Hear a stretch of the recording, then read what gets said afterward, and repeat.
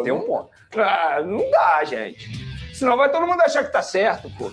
O número de sócio-torcedor do Vasco cresceu depois dessa classificação. O sócio gigante ultrapassou a marca de 60 mil torcedores.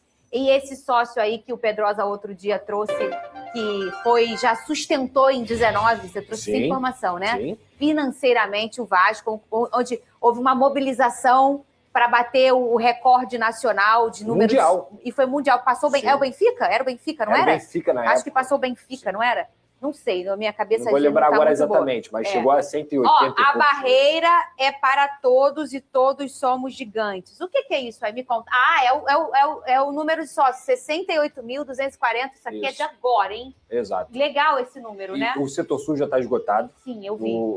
Mas ele vai trazer a Nike, isso é absurdo. O Vasco renovou com o BMG, renovou com o Motochef Brasil, e está em processo, porque a Betfair não continua, já está em processo, já está em negociação com outra patrocinadora, Master, que vai praticamente dobrar o valor que o Vasco está recebendo hoje. Então, em breve a gente traz a informação. Vivo. Olha só, já a gente volta com o Flavinic, já vem falar mais de Flamengo, mas hoje também tem o primeiro jogo da final da Copa do Brasil. Ele ficou tão nervoso que ele passou mal. Lucas Pedrosa. Verdade, pô. Gente, olha o que o Vasco faz na vida das pessoas, né? É impressionante. O Vasco, o meu marido, como é que ele tá? Também faltou trabalho. Eu também não tô entendendo o que tá acontecendo. O WhatsApp dele já caiu. O WhatsApp dele já caiu, Benê. Pô, de novo não? Calma aí. Eu mandei mensagem, deu um palito só, assim. Calma aí, eu falei, será que já caiu? Aí ele falou, o tempo não tá bom aqui onde eu tô.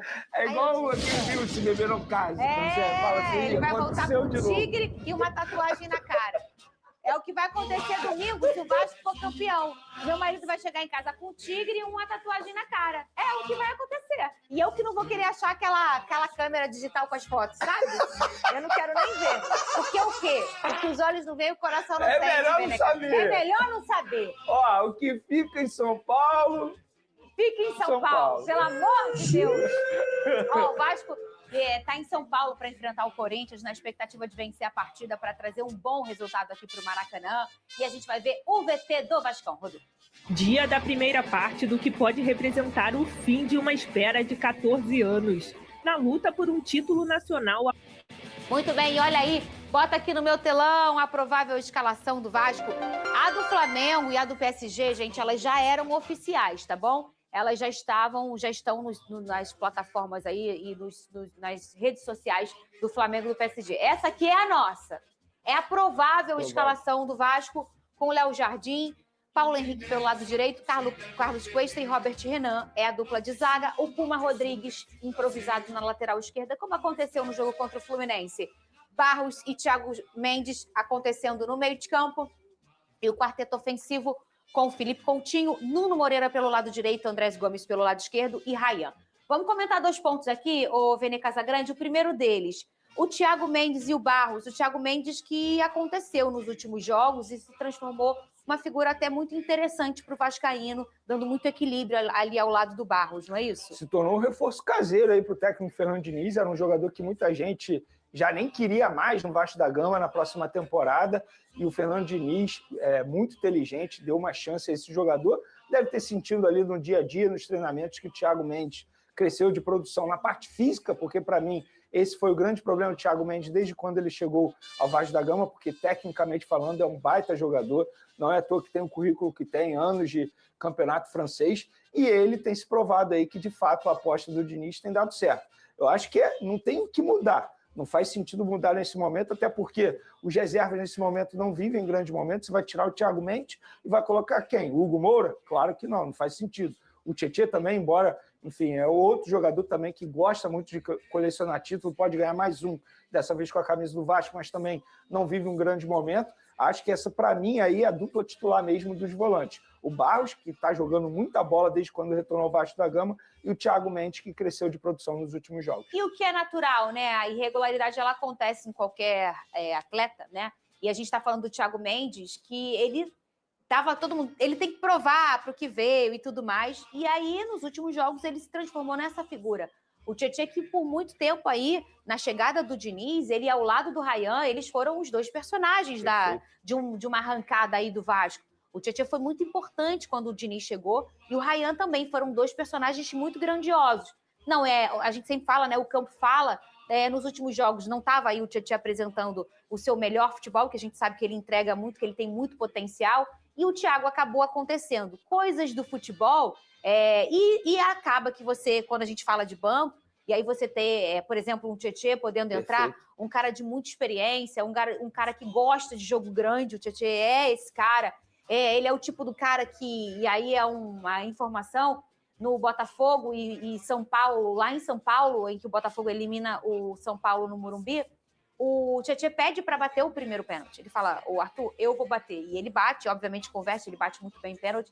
Então, você ter esse tipo de jogador no banco é muito importante. Por exemplo, o Puma Rodrigues.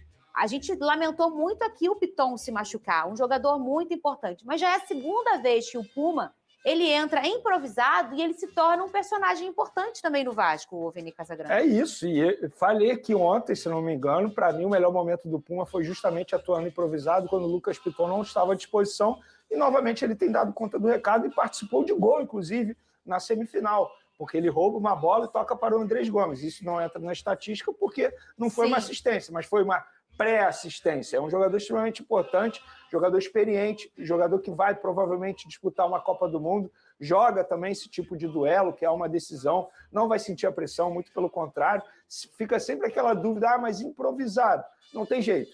Nesse momento, ele é uma melhor escolha do que propriamente o reserva imediato, que é o Vitor Luiz. Então, para mim, Puma Rodrigues também tem dado conta do recado, não faz o menor sentido o Fernando Diniz mexer em nada nesse momento.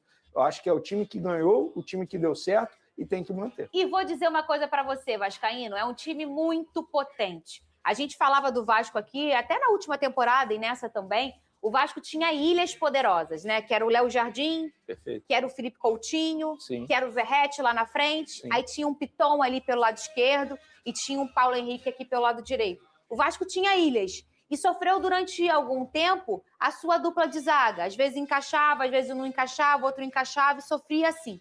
Tanto que o Léo Jardim ganha um grande destaque pela qualidade que ele tem e porque ele foi muito utilizado, né? Quando você vê que sua defesa não funciona muito bem, o goleiro é mais utilizado. E aí, essa dupla chegou, que foi o Carlos Cuesta e o Robert Renan, eles chegaram para resolver esse problema. E aí, um pouquinho depois, o Barros se ajeita ali no meio de campo, nessa cabeça de área, para resolver mais um problema. E se a gente olhar agora hoje o coletivo do Vasco, qual é um lugar frágil na escalação do Vasco? Não tem. Porque a gente está falando que o que poderia estar frágil aqui seria essa vaga do Thiago Mendes, que ela ficou muito inconstante. Isso. O Tietchan jogou bem aqui, depois passou a não jogar tão bem. O Hugo fez alguns bons jogos, mas como brinca o Pedrosa, está sempre na cena do crime. E aí o Thiago chegou para ajustar. Então, como o Tietchan já tinha em algum momento equalizado isso aqui, agora o Thiago vem e equaliza. Eu estou falando para uma final, gente, só faltam 2 jogos. E aí a gente poderia apontar, o Puma Rodrigues pode ser o lado frágil. Não é, não está sendo. O Puma está sendo um cara que está jogando muita bola e até na questão da experiência, da qualidade, o cara pega a bola, bate o último pênalti e está tudo resolvido. Então hoje o Vasco não tem ponto de gatilho negativo. Olha, ali é frágil. O Vasco está muito poderoso. Então, acho que o Vascaíno tem que estar muito confiante, Vini Casagrande. A gente sabe que o tabu lá na Neoquímica Arena é difícil, que o Vasco nunca ganhou lá e tudo mais. Mas a gente tem que lembrar que não tem um jogo só. Tem um jogo do Maracanã, Vini Casagrande. É isso, concordo com tudo que você falou, Fernandinho. Para mim, o grande problema do Vasco da Gama são as substituições. Porque, de fato, o elenco precisa ser reforçado. Quando eu falo elenco, é você ter boas peças, não no mesmo nível. Porque a gente sabe que é muito difícil você ter um banco de reservas e um time titular no mesmo nível. Mas, obviamente, quando rola as substituições no Vasco da Gama, o nível cai bastante, talvez o torcedor fique preocupado com isso. Mas falando do time titular, Fernandinha, tô contigo, é um bom time. É isso aí. Inclusive, bate de frente com o time titular do Corinthians com também. Certeza. Sobretudo o setor ofensivo, que a gente nem mencionou, que é um baita setor ofensivo. O Ryan vivendo um grande momento. Nuno Moreira, um jogador extremamente importante desde quando chegou ao Vasco.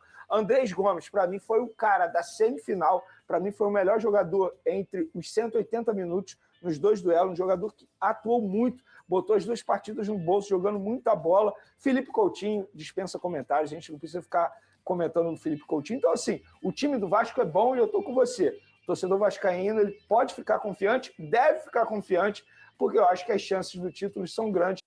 E tá aí, você acompanhando nesse momento as palavras do Pedrosa, né, que falou ontem sobre a situação envolvendo o Patrocínio Master, Vernê Casagrande e também a Fernandinha Maia. E lógico, queríamos passar para vocês sobre a provável escalação do Corinthians, que é o adversário do Vasco da Gama.